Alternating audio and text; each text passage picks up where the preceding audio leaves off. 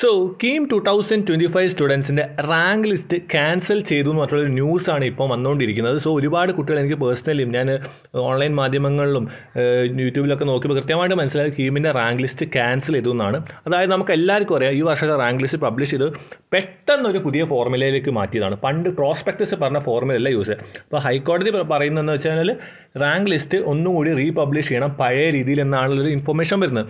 ഇതുവരെ CE ആണ് നമ്മുടെ കീം എൻട്രൻസ് കമ്മീഷണർ. ആ ഒരു സൈഡിൽ നിന്ന് നോട്ടിഫിക്കേഷനോ കാര്യങ്ങളൊന്നും ഇറങ്ങിയിട്ടില്ല. അത് വരും എന്നാണ് അറിയാൻ പറ്റിയത്.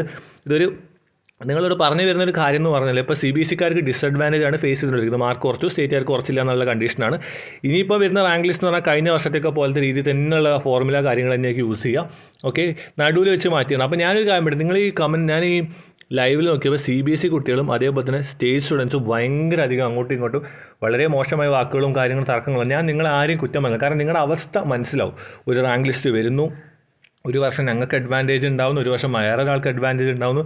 രണ്ട് പേർക്കും കൃത്യമായ ഒരു ധാരണയിൽ എത്താൻ പറ്റുന്നില്ല. നിങ്ങളുടെ കുഴപ്പമില്ല, അത് ഈ എൻട്രൻസിൻ്റെ ഒരു പ്രശ്നമാണ്. കീം എൻട്രൻസ് എന്ന് പറഞ്ഞ എൻട്രൻസിൽ ഞാൻ ലാസ്റ്റ് ചെയ്ത വീഡിയോയിൽ പറഞ്ഞു അതേപോലെ തന്നെ പറയാം. ഈ +2 മാർക്ക് അങ്ങോട്ട് ഒഴിവാക്കിയിട്ട് കീമിൻ്റെ മാർക്ക് മാത്രം എടുത്തു കഴിഞ്ഞാൽ രണ്ട് പേർക്കും ഒരു പ്രശ്നമില്ല. കാരണം ആ കീമിന് പഠിക്കുന്ന ഒരു കുട്ടിക്ക് എഞ്ചിനീയറിംഗിൽ നല്ലൊരു കോളേജിൽ എത്താം. അവിടെ നിങ്ങൾ വീണ്ടും അതിലൊരു പ്രശ്നം കണ്ടു കഴിഞ്ഞാൽ അത് വീണ്ടും ഒരു പ്രോബ്ലമാണ്. അപ്പോൾ ഞാൻ പറയാം, ആ ഒരു ലെവലിലേക്ക് എൻട്രൻസ് മാറിക്കഴിഞ്ഞാൽ ഈ പ്രോബ്ലംസ് ഒക്കെ സോൾവ്. അപ്പോൾ എല്ലാവർക്കും ഒരു ഇൻഫർമേഷൻ പെട്ടെന്ന് അറിയാൻ വേണ്ടിയിട്ടാണ് ഞാൻ പറഞ്ഞിട്ടുള്ളത്. അതുകൊണ്ട് അറിഞ്ഞു കഴിഞ്ഞിട്ടുണ്ടാവും. ഇൻട്രസ്റ്റ് ഉള്ളവർക്ക് നമ്മുടെ ചാനൽ സബ്സ്ക്രൈബ് ചെയ്തോളൂ. അപ്പം നമ്മൾ കോളേജിൻ്റെ വീഡിയോ അല്ലെങ്കിൽ ഓപ്ഷൻ വീഡിയോ ചെയ്യണമെന്ന് പറയുന്നുണ്ട്, അത് ചെയ്യാം. കാരണം റാങ്ക് ലിസ്റ്റ് കൃത്യമായിട്ട് ഇനി ക്യാൻസൽ ചെയ്യില്ലെന്നൊക്കെ ഒരു കൺഫ്യൂഷൻ നല്ല രീതിക്ക് ഉണ്ടാവും. ഇനി പുതിയ റാങ്ക് ലിസ്റ്റ് വരുന്ന അങ്ങനെ ഒരുപാട് പ്രശ്നമുണ്ട്.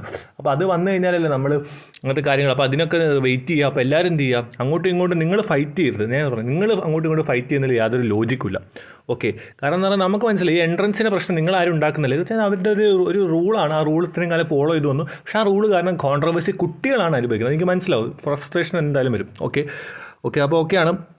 അപ്പോൾ ഈ വീഡിയോ പറഞ്ഞു. അപ്പോൾ പിന്നെ ഒരു കാര്യം കൂടി ഞാൻ പറയാം, നിങ്ങൾക്ക് കീമിൻ്റെ ഏത് കോളേജിൽ കിട്ടുന്ന കോളേജ് പ്രെഡിക്ടർ ഉണ്ട്. ഞാൻ ജസ്റ്റ് ലാസ്റ്റ് കാണിച്ചു തരാം. അപ്പോൾ ആ കോളേജുകളൊക്കെ ലിസ്റ്റ് നിങ്ങൾ എന്തായാലും ഉണ്ടാക്കി വെക്കുക. എത്ര റാങ്ക് കുറഞ്ഞാലും കൂടി നിങ്ങൾ ലിസ്റ്റ് കൃത്യമായിട്ട് ഉണ്ടാക്കുക. മിനിമം ഒരു 30 അല്ലെങ്കിൽ 25 ലിസ്റ്റുകൾ ക്രിയേറ്റ് ചെയ്ത് വെക്കുക. അത് ചിലപ്പം റാങ്ക് ലിസ്റ്റിന് മാറ്റിയാലും വന്നാലൊക്കെ ഓപ്ഷൻ രജിസ്ട്രേഷൻ വരുന്ന ഒരു 2 വീക്സിനടുത്ത് വളരെയധികം നീണ്ടു പോകാനൊന്നും ചാൻസ് ഇല്ല. അത് മനസ്സിലാക്കുക. ഓക്കെ, ഇതൊന്ന് ജസ്റ്റ് നോക്കി വെക്കാം. നിങ്ങൾക്ക് നിങ്ങളുടെ റാങ്ക് ലിസ്റ്റ് വന്നു കഴിഞ്ഞാൽ കോളേജിൽ ലിസ്റ്റ് പ്രിപ്പയർ ചെയ്യാൻ ഹൈലി യൂസ്ഫുൾ ആയിട്ടൊരു വാട്സപ്പ് ബോട്ടാണ്.